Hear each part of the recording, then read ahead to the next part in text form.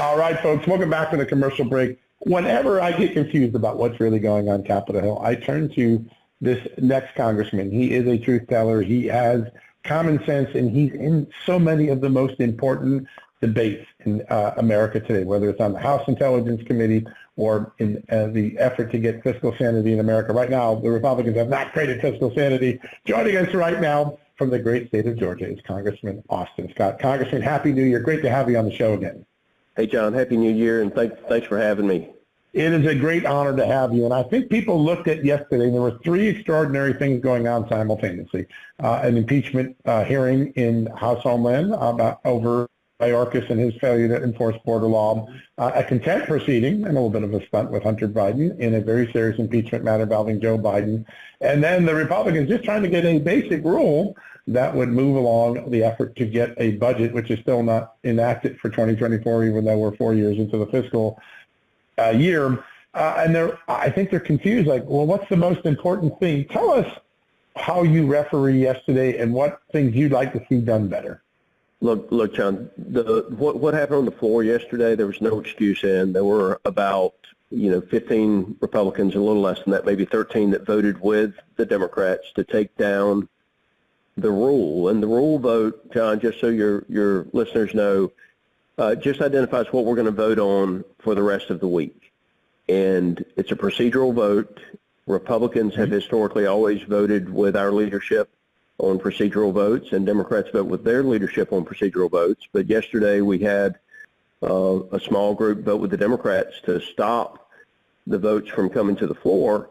And what they were stopping were votes on Republican bills. So Rubio had a good bill that had passed the Senate, and I think all but one Republican voted for it in the Senate, and then a couple of independents and Democrats voted for it, which was a resolution disapproving of what Biden had done on the waiver of the Buy American requirements for electric vehicle chargers.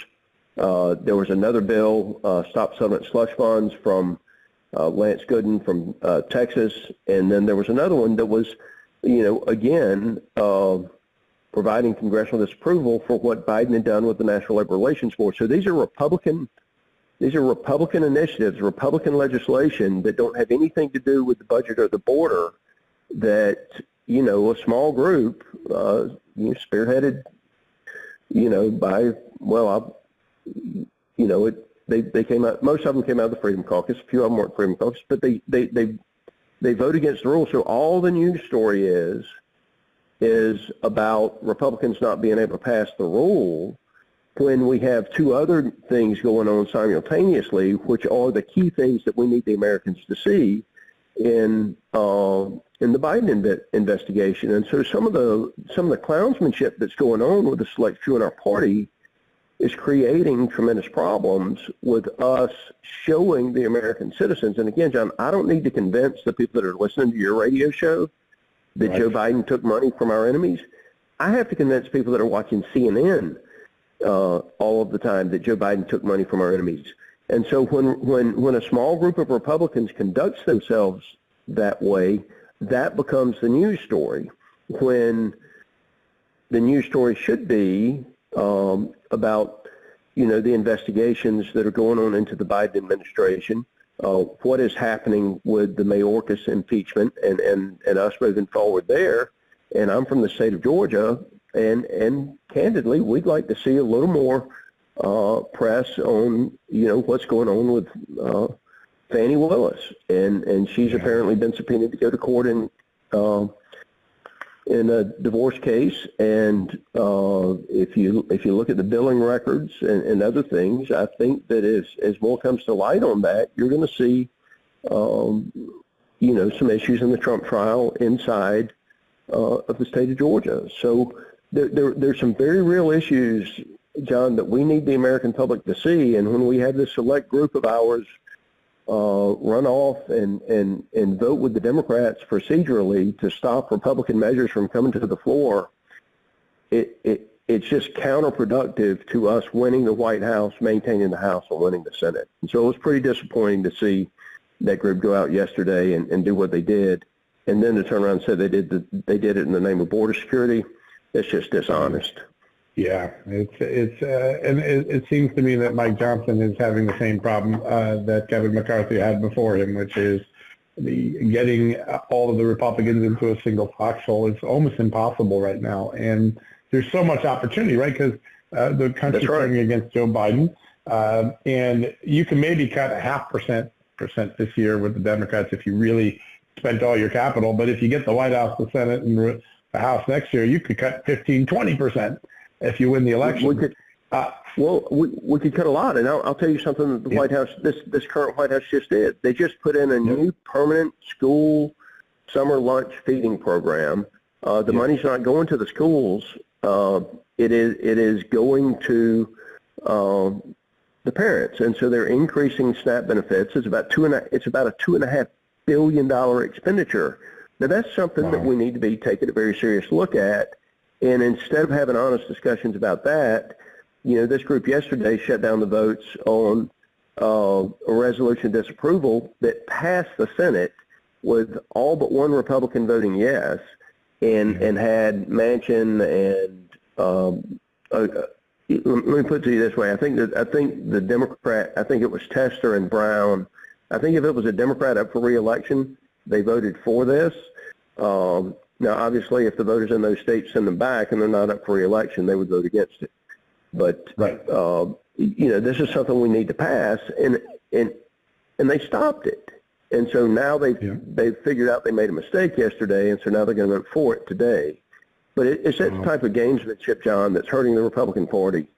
And it takes the headline away for no reason because they're going to vote for it today anyway. So they just took a headline away yesterday. Right. They did, right? Yeah, that's right. I want to ask about where the Republican Party stands with the electors, voters who put them in.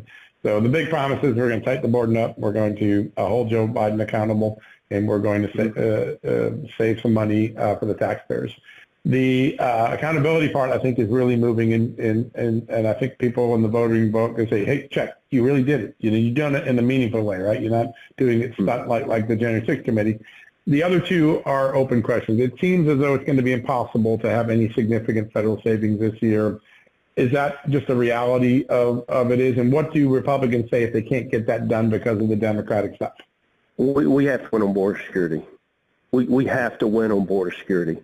And so if you remember a couple of months ago, several of us were saying, on the continuing resolution at the time, keep America open, shut the border. And that was what we put forward, one of the things that we put forward in the continuing resolution. And again, we had a couple of Republicans who voted with the Democrats on that, and then they stopped it. And so it was the same group, maybe not the exact same people, but kind of the same nucleus of people saying, well, I'm against it because it's not conservative enough.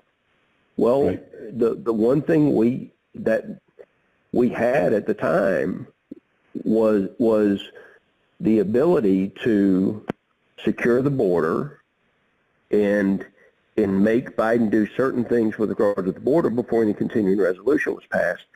My goodness, we had the mayor of one of the largest sanctuary cities in the country at the border down there screaming, "Don't come here. We don't have any more room for you." I mean, what more could we have asked for? I mean, the stars were aligned for us to get border security, and a select few hardheads in our party that John, they don't vote for anything major when you get right down to it, voted against it. And so, I'm pretty sure that we're not going to get major spending reductions when you've got a Democratic Senate and a Democratic White House. I'm also pretty sure that when the stars align the way they have, that you can get border security. That was a great opportunity for us that got wasted because of some hardliners. James Lankford in the Senate, I can tell you, met with RSC yesterday. I think he's doing a great job in the Senate of trying to negotiate the border security and how we export a lot of the people who have come into this country illegally over the last several years. He's someone who can be trusted as a solid conservative and just a good person. And so, the key to this is us working as a team to make it happen. And it seems like every time when we get the opportunity, we have a select few, like the group yesterday, that just pops up and says, well, I disagree with 10% of it, so I'm going to vote no. And when that happens, you give the Democrats total control. And just keep in mind, it's January. We've got an election in 10 months. We've got an election in 10 months. And if we don't get the White House, our economy is going to collapse. Yep. And our security is already collapsing. That's why the border deal now is important. Referee, I mean, obviously you believe in H.R. 2. That's the ultimate solution. Sure.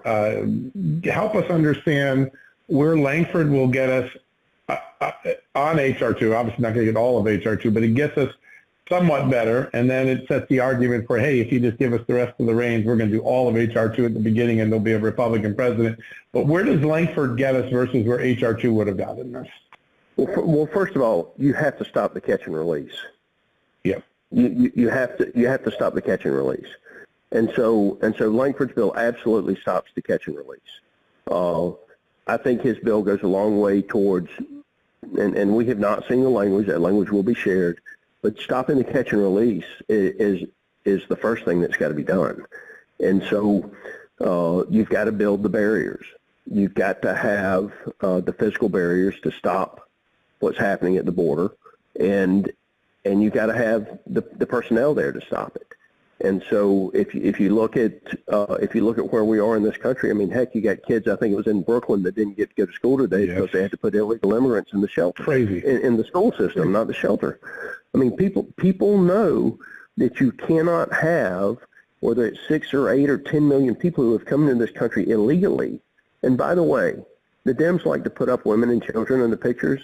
I think something like 60 to 70% that have come into in this country illegally, from the numbers I've seen, are men between the ages of 18 and 25. Yeah. I mean, this is not sustainable, and it's got to be stopped. And so stopping these people at the border and then turning around and releasing them is the first thing that's got to be in any piece of legislation. And so Lankford's a good guy. He understands the issues, and I'm hopeful that we have language over the next several days. And look, we understand this as Republicans. I understand this as a Republican. I'm not going to like everything in that piece of legislation. I'm not going to like everything in it. It's still got to get through a Senate that the Dems have control of. And it's got to get through, and you got a Democratic president in the White House that has to sign it. So I'm not naive to thinking that it's going to be H.R. 2. Do I think it will stop the inflow of illegal immigration? Absolutely. Do I think it will deal with deporting people who have come here illegally? Absolutely. Is it going to be a 100% Republican bill? It won't be. But if it's an 80% Republican bill, and it'll stop the flow of illegal immigration in this country, I intend to vote for it. Yeah, and I think a lot of the Republicans I'm talking to, too, because it's a realism thing. And the option is nothing will get done, and then our country will be even 9 months, 10 months more in danger than it is now. This seems to do it. My understanding, the key things are no more catch and release, no more nonprofit money to help new immigrants come into the country, and doubling resources, or creating a significant increase in resources for ICE agents to start deportations. Are those the key components of where Lankford behind the scenes is going? That is a lot of what I expect to see in the language. Yeah. That's a lot of what I expect to see in the language. And just know this: Lankford's a great man. He's a good, solid conservative. He's going to negotiate in good faith, and he is not going to support a piece of legislation that is not going to stop the flow of illegal immigration in this country. That's important to know. I think a lot of people, because a lot of it's shrouded. You don't know, and you hear both sides yakking. But I think those are the details that really people can say, hey, well, that's some progress. Is it everything? No, but it's some progress, and I think we're there. Yeah. I want to turn to Fani Willis because, yeah, that's the truth of the matter. It's not going to be perfect until Republicans have more control of Washington, right? That's, I think, the bottom line of what I've heard. Even some House Freedom Caucus members now realize that you're not going to get perfect. You got to get what you can get, and then get to perfect when that's right. When you have more control. Yeah. That's right. There's some very good pragmatic people in that group. It's not everybody in the group, right? I mean, I think there's probably 40 in the group, and there were 13 I think that voted no yesterday, and I know at least one of them wasn't in the Freedom Caucus. Right. That's right. Yeah, there was. There's one that wasn't. I want to turn to your home state just quickly because Fani Willis does seem like this is the beginning. We've seen already from the documents I put out last year that Joe Biden had a significant role in instigating the classified documents investigation of Donald Trump. The White House actually asked NARA to send the evidence to the FBI, which triggered the FBI investigation. So we knew that from a year ago from documents I had sent over for him. Then we learned this week that Fani Willis had a special prosecutor. There's a question about whether the relationship is more than professional. But in the meantime, that special prosecutor billed 8 hours on this is an open records document obtained through the records to meet with White House counsel right in the middle of the Trump investigation. He's only been hired to do the Trump investigation. He's not doing other cases. How big a deal is this, and does this have the opportunity to create or uproot or create turmoil in this prosecution in Georgia? Yeah, so my understanding is that she has been subpoenaed to testify in the other individual's divorce. That's my understanding of what's happening. There's a Wall Street Journal article on it as well. There are billing records out there, and I have seen one of them that says that shows that he billed for 8 hours with White House counsel. In Athens. I have not seen the other one. I understand I'm told there are actually 2 billings for 8 hours with White House counsel. But the question that, they're obviously, was White House counsel in Athens, Georgia? If they were, and I assume it was Athens, Georgia, since Athens is about an hour from Atlanta. If they were in Athens, Georgia, what were they doing in Athens, Georgia? Because there would be no reason for White House counsel to be in Athens, Georgia.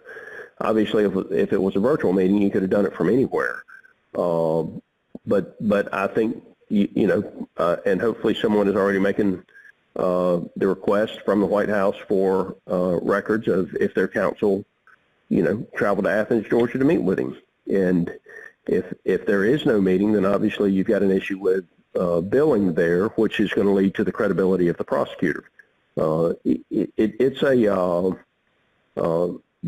are more questions than answers that we have right now, and what I would tell you is that anything that is going on with the trial with Donald Trump in the state of Georgia, I personally think should be paused until all of these things are answered.